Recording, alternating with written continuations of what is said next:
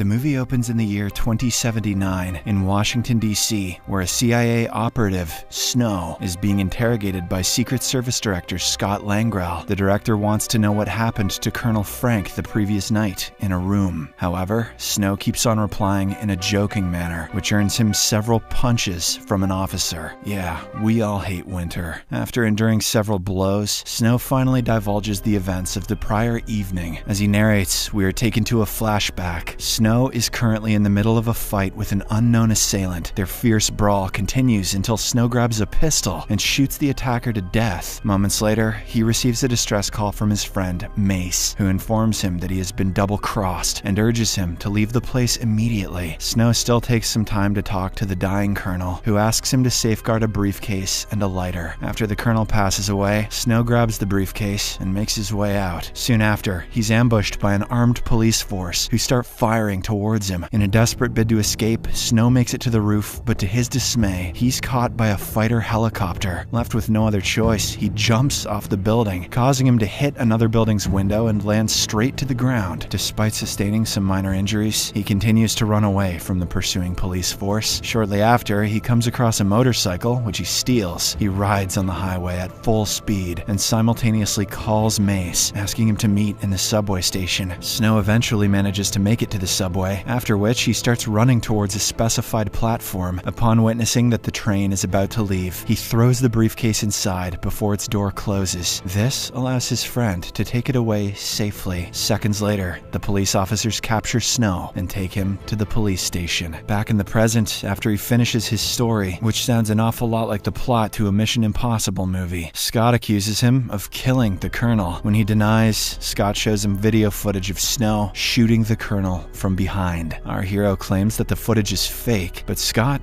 doesn't believe him. A short while later, Snow's friend and fellow agent Harry Shaw walks in and replaces Scott to carry out the further interrogation. Snow seems to trust him, so he secretly tells him about his acquaintance Mace, who has the briefcase containing the stolen secrets. Meanwhile, Mace gets off the train and hides the briefcase in one of the station lockers. During this, he forgets the key card, which is soon found by a cop. As the officer calls him out to return it, Mace gets anxious and begins to walk away hurriedly. In the process, he accidentally bumps into a passerby, causing him to drop his gun, which goes off on the floor and hurts the cop. This unintended commotion instantly alerts the other officers, who then capture Mace, who has never heard of the safety as well. In the next scene, we are introduced to the president's daughter, Emilie Warnock, who is in a spaceship flying through orbit, together with her bodyguard, Hawk, and her aide, Catherine. Currently, she is seen talking with the prison warden Barnes, who offers a quick briefing about their mission. Turns out that the group is on their way to MS-1, a maximum security space penitentiary housing 500 prisoners. Barnes explains that the MS-1 is the only prison in existence without abuse or riots, because they put the prisoners to sleep. However, this is what worries Emilie, because there are several reports suggesting that keeping prisoners in stasis can cause them to develop mental instability. Upon arrival, they undergo the standard procedure before taking the elevator to the hibernation chamber. During this, Emilie asks Barnes if the actual purpose of this prison is to test the effects of deep space exploration on humans. However, the latter responds that he's just an employee and that he doesn't know anything about it. They then come across a large chamber where the prisoners are sleeping in their respective hibernation capsules. The warden seems to have prepared an interview room, but they can't take any weapons inside. Despite this warning, Hawk hides a small firearm under his pants just in case things go south. Is that an illegal firearm in your pocket, or are you just glad to be here? After a while, Emilie is allowed to interview a deranged prisoner, Hydell. Sitting on the other side of the glass room, she tries to ask him some questions to analyze his mental stability, but the latter doesn't take it seriously. This annoys Hawk, who then pushes his head against the table, ordering him to answer the question properly. Hydell uses this chance to steal the firearm from the bodyguard's pants and fires in random directions. This causes an explosion that knocks all the guards in the room down. Following this, Hydell shoots his chains and frees himself from captivity. Emilie freaks out and tries to run away, but she's sadly shot in her leg. Hawk's not getting a bonus this year. After this, Hydell enters the control room and threatens a scientist to unlock all the capsules. Scared for his life, the scientist complies with his order, but he ends up getting killed anyway. In the aftermath, the prisoners walk out of their capsules and start attacking the guards. ensuing a riot. Funny that their muscles work after years of stasis. One of the prisoners is Hydell's elder brother Alex, who takes the lead of the prisoners' group. Eventually, they start spreading across the facility and taking everyone hostage. Back in the interview room, Hawk regains his consciousness and immediately sends a warning signal to Scott before being taken away. The ongoing commotion alerts LOPD, Low Orbit Police Department, who then proceeds to inspect the prison ship. Aware of the police's approach, Alex forces another scientist into activating the security system. Hydell then presses a big button, which causes the prison ship to fire at the police vessel. On Earth, Harry and Scott inform President Jeff Warnock of what's happening in the MS-1. Scott then proposes that they deploy a special force to handle the situation, but Harry asserts that it'll put the hostages' lives in danger. He instead offers an alternate plan, sending one man with a specific order of rescuing the president's daughter. The chosen man is none other than Snow. Our hero initially refuses to go, as the mission is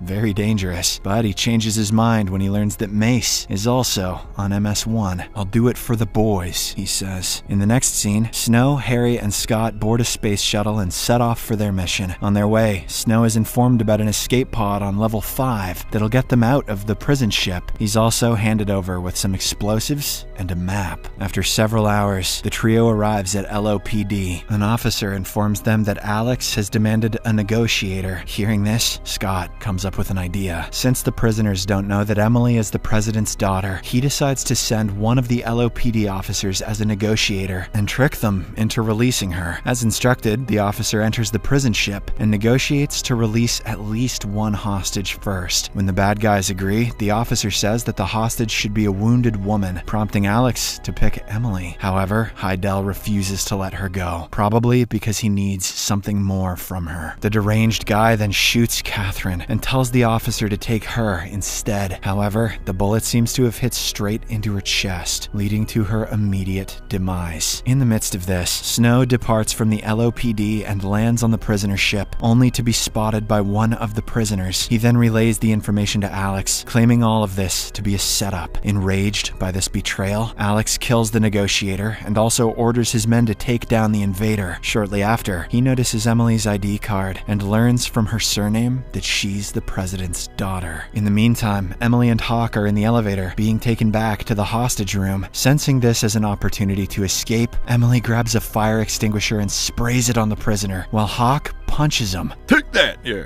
At the same time, the elevator opens to reveal Snow. Recognizing him as an invader, the prisoner starts attacking him, while Emilie and her bodyguard flee the scene. Despite struggling for a while, Snow manages to blow off the prisoner's head with the explosive. Meanwhile, Emilie and Hawk hide in a secure room and wait for the rescue team to arrive. However, there's a problem. The oxygen supply is limited. Not long after, Alex and his men track them down in the secure room. The crime boss asks one of his men to bring him an engineer to open the door. An elderly engineer is brought there, but he's so scared that he fails to unlock the door. As a result, Alex mercilessly shoots him down before summoning another engineer. Elsewhere, Harry guides Snow towards Emily's room via secret passages. On the way, he comes across a torsion system, which creates gravity. But before he can jump into it, one of the prisoners spots him and launches an attack. The two then fight while floating in the air. Hydell, who is in the control room, sees this and shoots the computer system, turning off the torsion system. This dude does everything with bullets. With the gravity now off, the prisoner falls down, while Snow manages to hang on to a rope. When Harry learns of this, he reactivates the torsion system, allowing Snow to climb back up. Meanwhile, in the secure room, the oxygen slowly runs out, intensifying the situation. So, Hawk makes a tough decision. He commits the unthinkable so that Emilie can have more time. A while later, Snow arrives right on top of the secure room and breaks in by blowing up the shaft lid. By this time, Emilie is already lying down, unconscious. As he relays this information to the LOPD, a doctor guides him through the reviving procedure, thankfully bringing her back to life. The two then crawl their way out through the shaft just before Alex and his men break in. Harry continues to guide them towards the exit, but their voice is heard by Alex. As a result, he brings in a communication officer and orders him to cut off the radio channel. Now that Snow and Emilie have no clue clue about the way. They take a wrong turn, which causes them to fall through a ceiling into a room. Turned down for what? Despite this setback, they reach an infirmary where Snow tends to her leg injury. During this, Emilie asks about the other hostages, to which Snow replies that he's here just to save her. The duo then continues in search of the exit room. They soon come across a supplies room where Snow gives her a prisoner's uniform to wear. Furthermore, he cuts her beautiful hair and dyes it to make her look more like a prisoner. In the next scene, Alex is seen talking to Scott, claiming that he's now aware about the president's daughter on board. He then threatens to harm her if they don't fulfill the demands. Upon receiving this news, the president urgently arrives at the LOPD. On the other hand, Snow and Emilie, who are now disguised, enter the hibernation chamber and walk amidst the other prisoners in search of Mace. They're soon stopped by one of the tattooed prisoners, who asks for a password. They're clearly oblivious, so Snow headbutts the man before fleeing. They run into a compartment where they find Mace and lock the door behind them. Snow hugs his friend, but his happiness is short-lived, as Mace is revealed to have suffered from dementia due to stasis. Snow tries asking him about the briefcase, but to no avail. Soon after, the prisoners start drilling the door from outside, so the trio escapes from there. At this point of time, the MS-1 starts losing its control and hits the International Space Station. The collision causes a hull breach, separating Mace from the others. Snow asks him to press the panic button, but Mace can't understand. Unfortunately, time runs out, and the poor guy is frozen to death. In the aftermath, Snow finally brings Emilie to the escape pod, but he discovers that it only has one seat. Realizing that he has been sent here to die, he sends Emilie on her way, making a fake promise that he'll follow her in the next pod. However, she allows the pod to launch without her, as she still wants to save the hostages. She believes that her father won't authorize any attack until she's on the ship. Just then, Hydell appears on the ship's screen and threatens to kill all the hostages if Emilie doesn't reveal her location. He'll just keep using his gun for everything. Worried, she complies with him, but he kills them anyway. What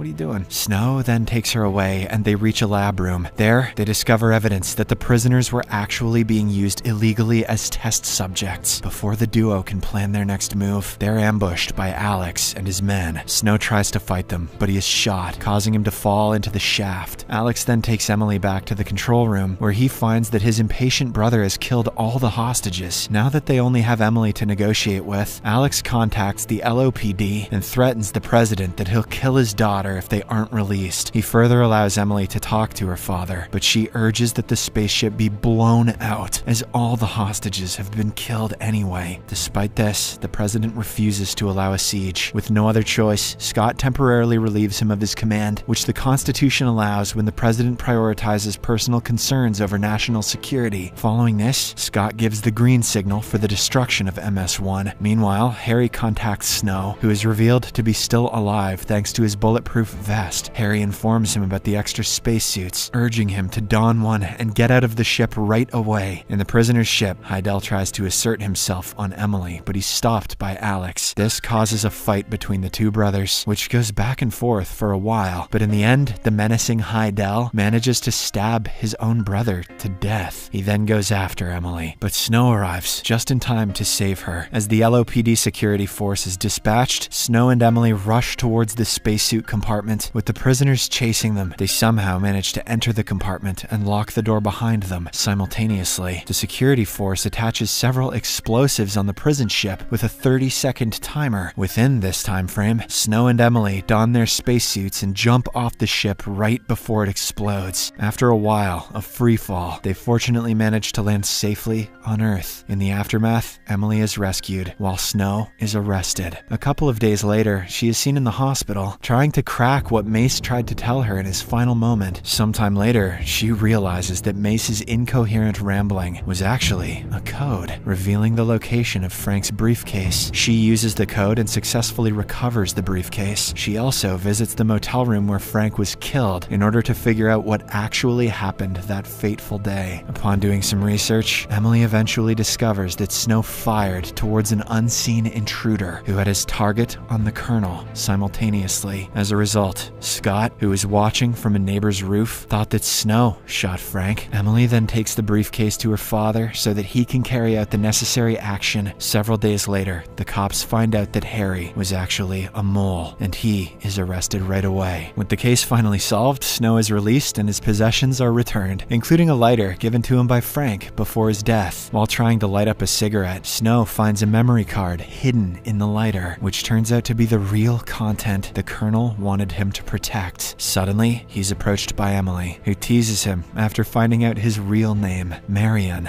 I'd tease him too. The movie ends as the pair walks away, expressing their feelings towards each other. Subscribe for more videos like this, turn on notifications, and leave a like to help the channel out. Thank you for watching.